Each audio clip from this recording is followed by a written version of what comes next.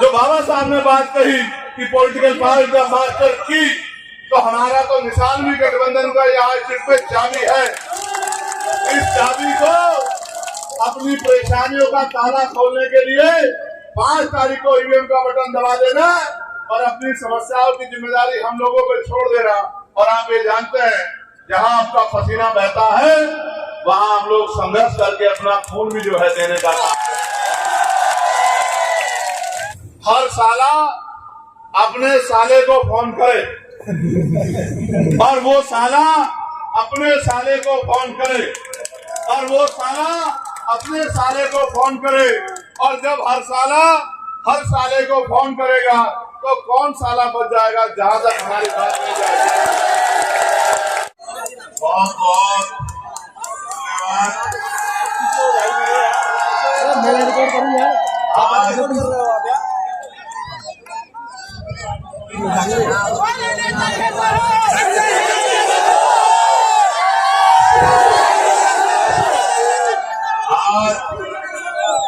NIT Faridabad में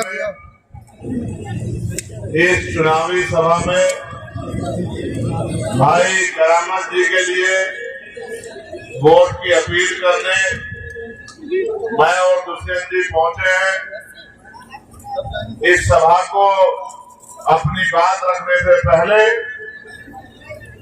मैं आप सबका बहुत बहुत धन्यवाद करता हूं। ये जो जोश नौजवानों में, बुजुर्गों में, माताओं बहनों में देखने को मिल रहा है, ये जो जोश जमीन पर तैयार हुआ है, भाईचारे के साथ तैयार हुआ है, इस जोश के बाद आजाद समाज पार्टी, जेजेपी और भीम आर्मी के नेता और पदाधिकारियों में भी आपकी मेहनत से एक ऊर्जा का संचार हो गया है। मेरा ये मानना है इस जोश को अगर आपने 5 तारीख तक, जब तक ईवीएम पैक नहीं होती, बना के रखा और 8 तारीख को तैयारी करके काउंटिंग तक आपने संभालने का काम किया, तो मेरा ये विश्वास है कि इस बार भाई करामत तीसरे नंबर पे नहीं, पहले नंबर पे आएंगे।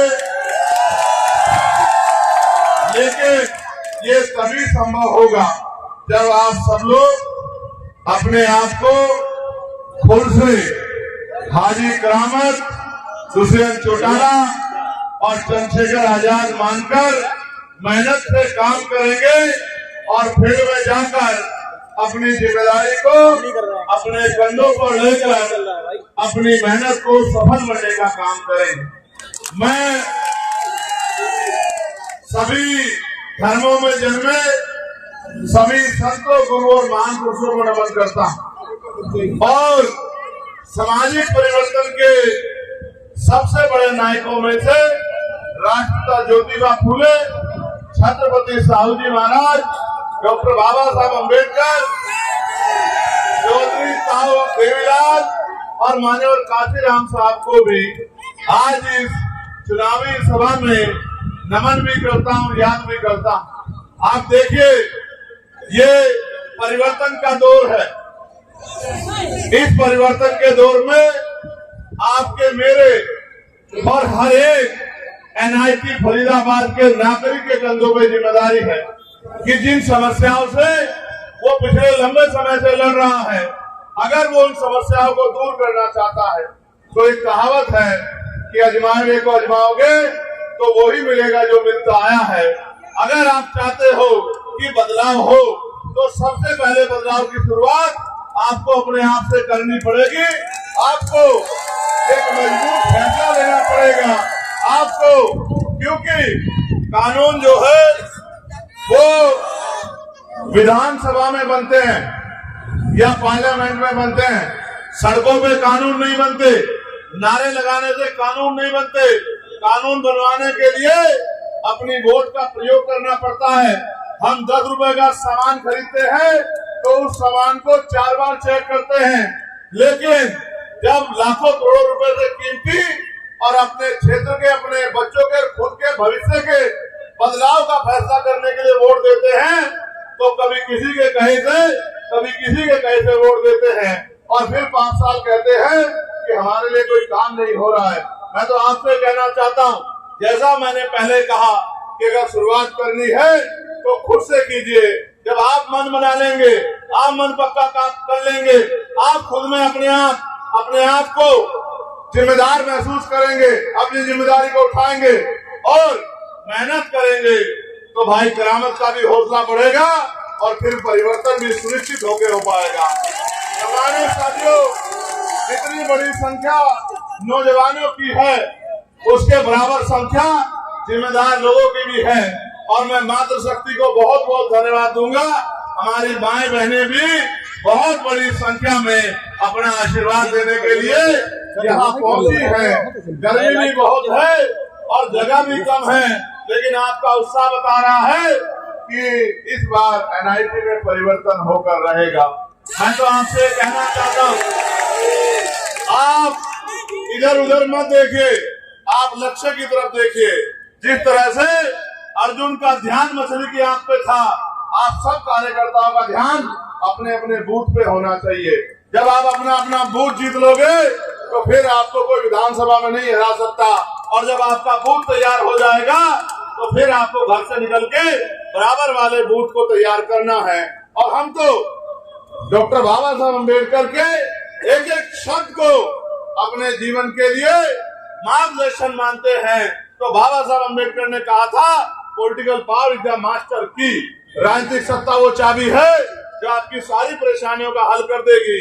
मैं आपको इशारे के तौर पर कह रहा हूँ, आप महसूस कीजिए कि सत्ता में कितनी ताकत होती है और आप कहाँ खड़े।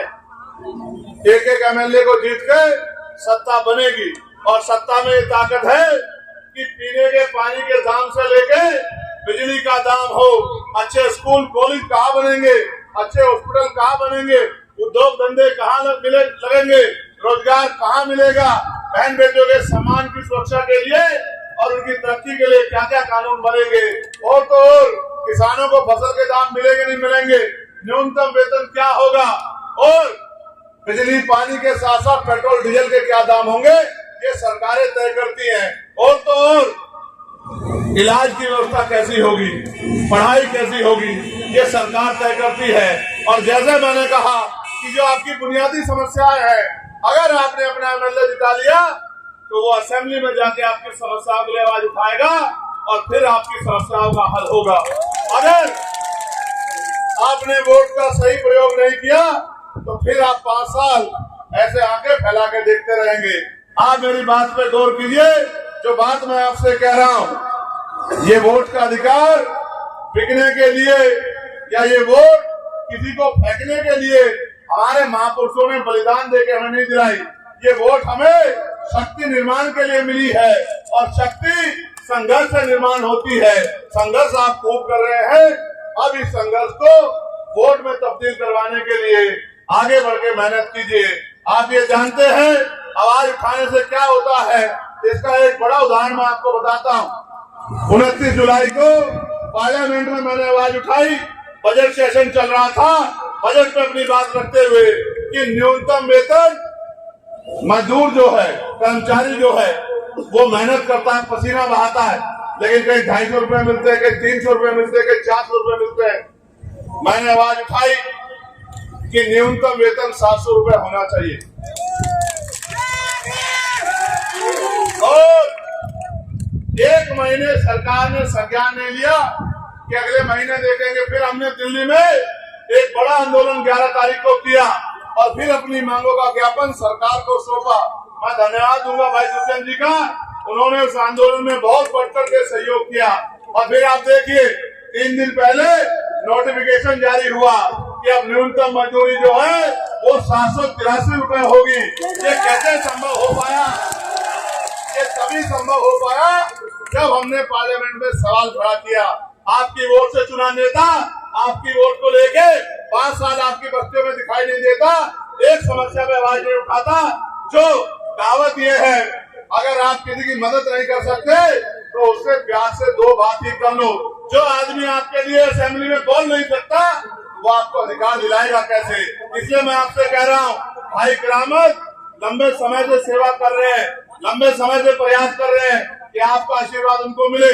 मैं आपसे अपील करने आया, सिर्फ अपील कि इस बार जो बाबा साहब ने बात कही कि पॉलिटिकल पार्टी का मास्टर की, तो हमारा तो निशान भी गठबंधन का यहाँ सिर पे चाबी है। इस चाबी को अपनी परेशानियों का ताला खोलने के लिए 5 तारीख को ईवीएम का बटन दबा देना और अपनी समस्याओं की जिम्मेदारी हम लोगों पर छोड़ देना। और आप ये जानते हैं, जहां आपका पसीना बहता है वहां हम लोग संघर्ष करके अपना खून भी जो है देने का काम है। मैं आपसे दोनों तरफ जो राइट में और लेफ्ट में हमारे जो इतने बड़ी संख्या में लोग आज उपस्थित हुए हैं, उनसे आग्रह के तौर पे कहना चाहता हूं, आजाद समाज पार्टी और जेजेपी के प्रत्याशियों को जिताकर ही आप हरियाणा को विकसित हरियाणा, समृद्ध हरियाणा और ताकतवर हरियाणा बना सकते हैं। पूरे 13 महीने किसानों के आंदोलन में हमने बढ़ चढ़ के संघर्ष किया, संघर्ष करके उनकी मांगों को मनवाने का काम किया। जब पहलवान बेटियों को अपमानित किया गया, उनके सम्मान के लिए जंतर मंतर पे लड़ाई लड़ी और फिर पार्लियामेंट में भी जोर शोर से उनकी आवाज उठा के उनको न्याय दिलाने का काम, आसान करने का काम हमने किया। अब भी आगे हम लोग संघर्ष में हैं, बस आपके आशीर्वाद की जरूरत है। साथ साथ बड़कल विधानसभा से सरदार परमिंदर सिंह जी हमारे प्रत्याशी हैं और तिगांव विधानसभा से टीकाराम भारद्वाज जी हमारे प्रत्याशी है। मैं आपसे अपील करता हूं, एक बहुत अच्छी कहावत है हरियाणा की, हमारे हरियाणा के साथी सुनाया करते थे, हमें इस काम को कर लेना सारी परेशानियों का हल हो जाएगा। ये प्रचार का सबसे आसान तरीका है कि क्योंकि हम में रिश्तेदारियां हैं, आपस में भाईचारा है, हर साला अपने साले को फोन करे और वो साला अपने साले को फोन करे और वो साला अपने साले को फोन करे। और जब हर साला हर साले को फोन करेगा तो कौन साला बच जाएगा जहां तक हमारी बात नहीं जाएगी। तो अगर हमको इस टेक्नोलॉजी का प्रयोग ही कर ले कि अपने फोन का इस्तेमाल कर ले और रिश्तेदारियों को, दोस्तों को, साथियों को तैयार कर ले, तो आपकी 4-5 दिन की मेहनत एक बड़ा परिवर्तन जो है एनआईसी में, बड़खल में, तिगांव में कर देगी। मैं आपसे अपील करता हूं, इस जोश के साथ आज आप आए हो, इस जोश को दोगुना करके यहाँ से ले जाना और जाके मेहनत करना और हमारे प्रत्याशियों के हाथों को मजबूत करना।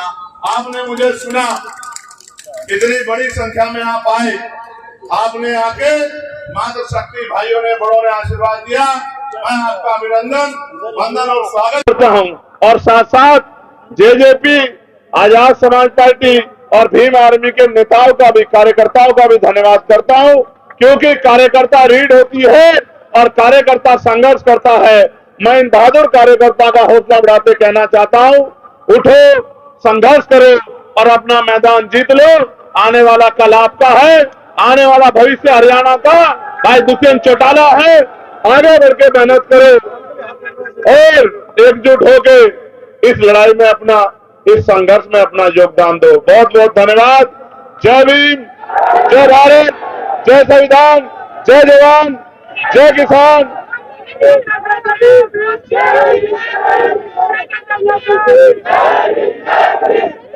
आप सभी के लिए बहुत बहुत मंगल कामनाएं। धन्यवाद।